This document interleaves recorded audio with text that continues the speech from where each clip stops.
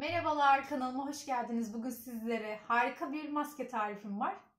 Eğer sivilcelerinizden, siyah noktalarınızdan şikayetçiyseniz bu maskeyi, bu kürü muhakkak uygulamanızı tavsiye ediyorum. Ve bunun için gerekli malzemelerin yalnızca yarım limon ve de yaklaşık bir tatlı kaşığı kadar bala ihtiyacımız var. Şimdi uygulama aşaması da çok basit bir yöntemle hemen şöyle göstermek istiyorum size. Şöyle bir balımı alıyorum.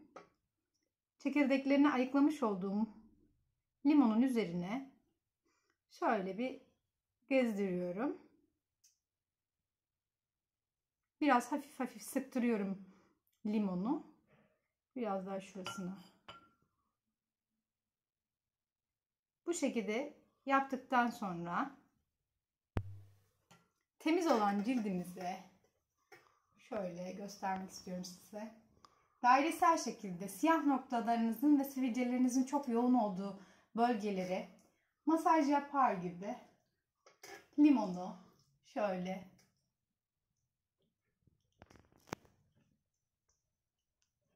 uygulamamı, hatta şöyle siyah noktaların çok yoğun olduğu burun kenarlarıma, gözünüze çok fazla yaklaştırmadan şu şekilde bir uygulama yapıyorum.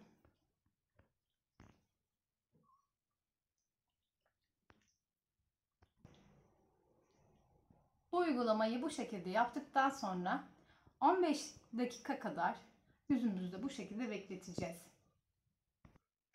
Evet arkadaşlar, şimdi ılık bir suyla yüzümü yıkadım. 15 dakika yüzümde beklettim.